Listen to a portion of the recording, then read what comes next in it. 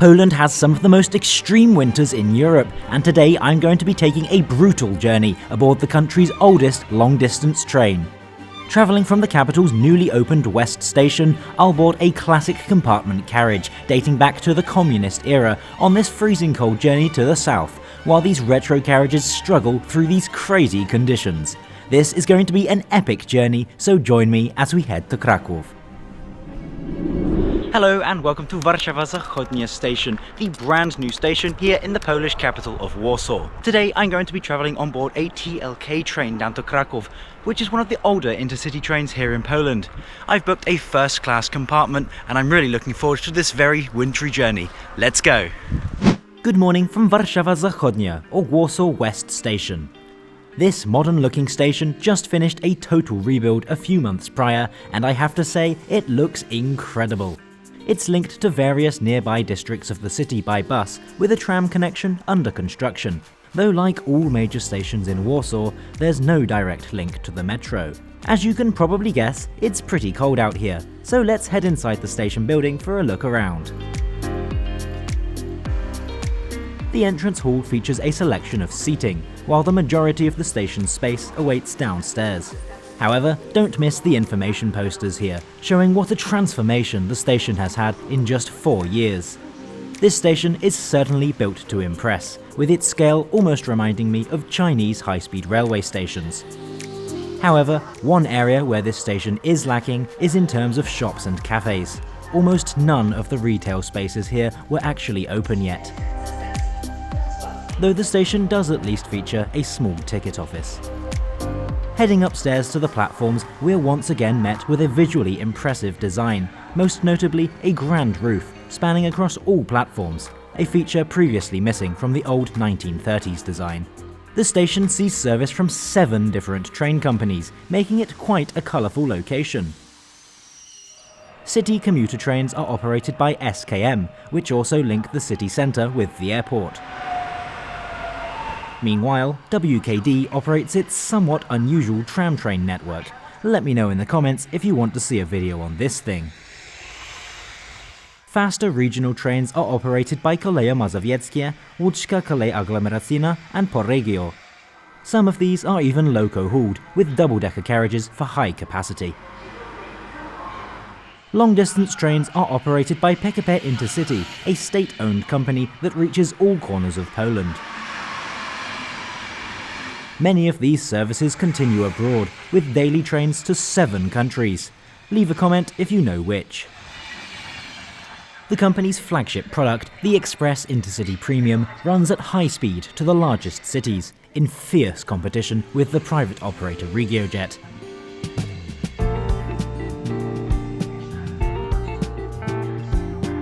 Unfortunately today, due to some heavy snow, a few trains are running delayed, and some of them very delayed. Luckily though, my train, TLK Małopolska, is only showing as about 15 minutes late.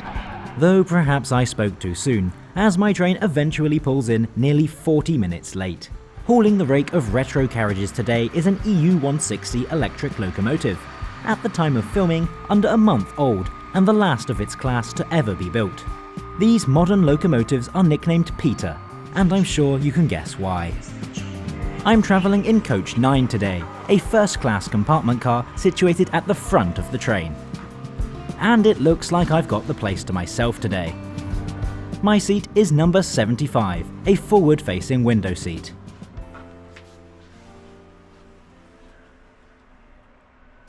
Today's route sees us heading along the CMK Express line as far as Włoszczowa Północ before making a sharp turn to head east to Kielce, then south once again to Kraków. Journey time is 3 hours 55 minutes, covering 368 kilometres. We depart Warszawa Zachodnia at 09:48, running 39 minutes late. After departing, we navigate some of the complex junctions, linking the city with the airport, as well as other long-distance routes to Poznań and Bydgoszcz. As we speed along the rails towards the CMK Express line, let's take a look around this old carriage's interior. This is a compartment coach, meaning all seats are in rooms separate from the main corridor. This results in a quieter journey, with fewer people being close to you, and feels more private as a result. The seats themselves are pretty comfortable. There's a good amount of padding, and they were reasonably well shaped. Up top is a gently winged headrest, adorned with a branded cloth bib. Between each seat is a shared, substantially sized armrest. I mean, these things really are huge. Down here is the seat's recline lever, although this recline is a bit weird. The entire seat slides forward by about 10 centimeters when fully reclined, resulting in an unusual position in front of the other seats. While the legroom is usually fine in these compartments, if both seats recline, it gets impossibly tight.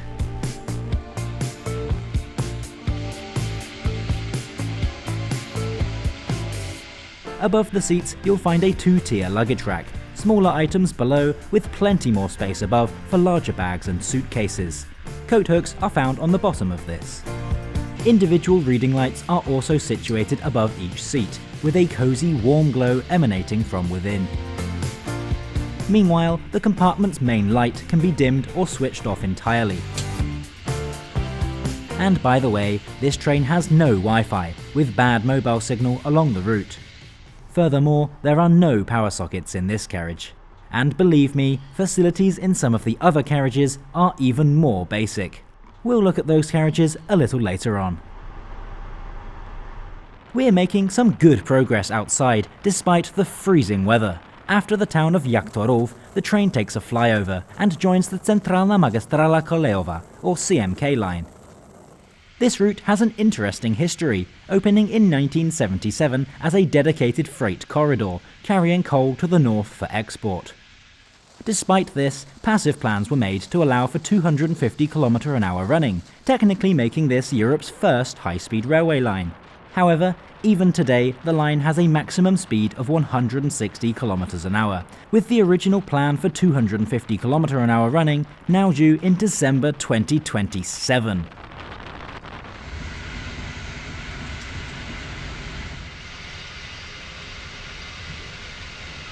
Poland is famous for the quality of its onboard restaurant service. Now unfortunately, this older train does not have a restaurant car, though at least some form of catering is still provided. A trolley service with hot and cold drinks, as well as a selection of snacks, passed by a couple of times throughout the journey. I went for a cup of tea, exactly what was needed on a day like this. This cost me 12 Polish zloty, a reasonable price to pay for the pleasure of sipping a hot drink, watching the snow-covered landscapes speed by.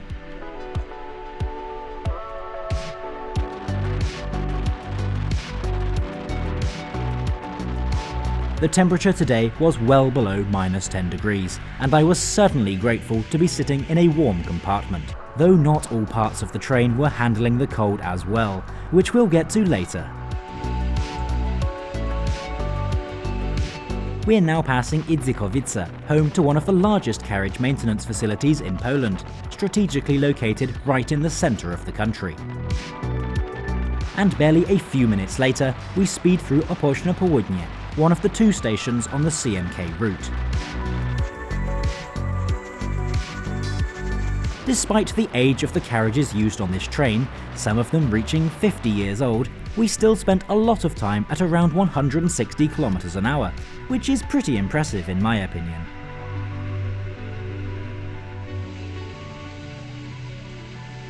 After an hour and 20 minutes of fast running, our train slams on the brakes.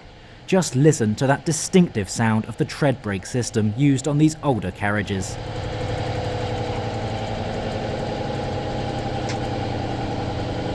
After passing Włoszczowa Północ, we branch off, catching a glimpse of one of the newer long-distance trains operated by PKP Intercity, in the form of a Stadler flirt unit.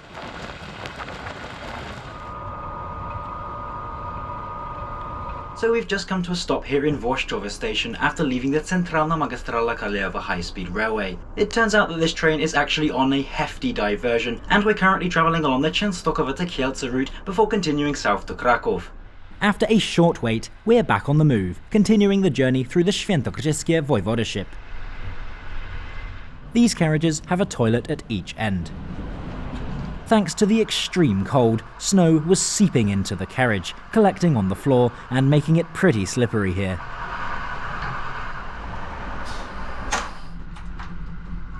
All carriages have been retrofitted with modern vacuum toilets, and these were in good condition. The soap dispenser was working fine, as was the water, though the hand dryer was broken. And I have no idea what this sign is even supposed to mean.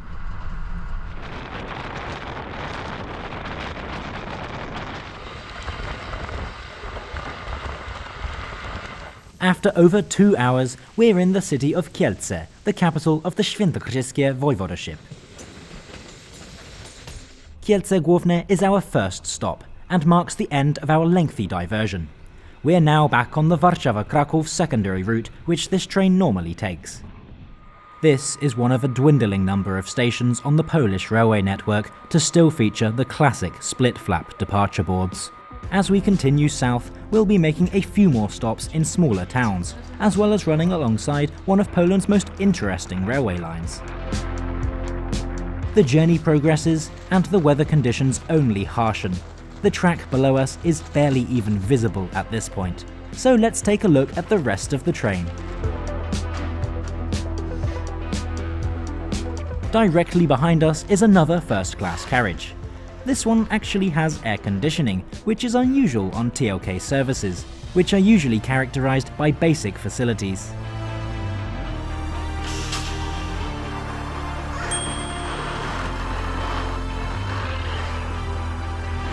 Second class on the TOK is truly a gamble, and you never know what type of carriage might show up. Some carriages are really nice, featuring comfy seats like these, and even plug sockets. But there are also some compartments with 8 seats. On busy trains, this is an unpleasant experience. There are also various open carriages, with this one dating back to the mid-1970s. And this is also where you'll find the wheelchair space and accessible toilet. Bike storage is available too, with a window that allows you to sit and watch your bike during the journey. Talk about onboard entertainment. And it's here that we meet the LHS route, a line connecting industry near Katowice to and across the Ukrainian border. This line uses a broader 15-20mm Russian track gauge, uniquely allowing for freight trains to run far into Poland. A heavily modernized Soviet M62 locomotive can be seen at the front of one of these freight trains. This is Sędziszów, a town with a population of around 6,000 people. It's the northernmost limit of the Koleje Małopolskie network, a commuter railway centered around Kraków.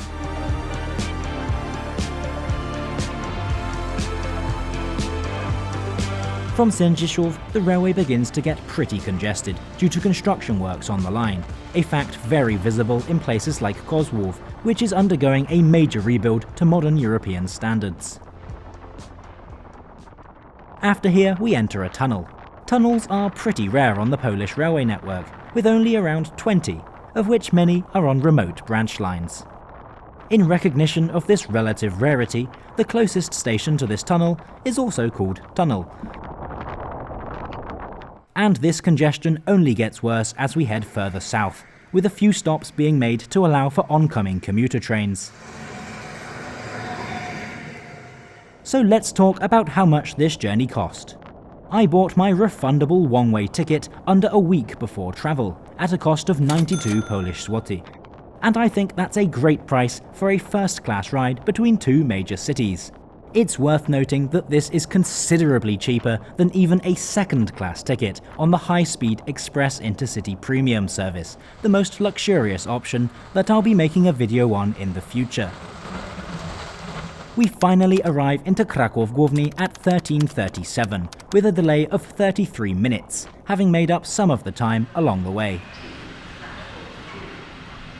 In conclusion, I had a really good journey on the TOK train. Despite lacking modern features like sockets and Wi-Fi, the seats were comfortable and the compartments were warm, even in this brutal winter. But this route has a brand new option available, with the launch of RegioJet, a privately owned company that promises modern comforts at highly competitive prices. And that's something you can learn about by clicking up here now.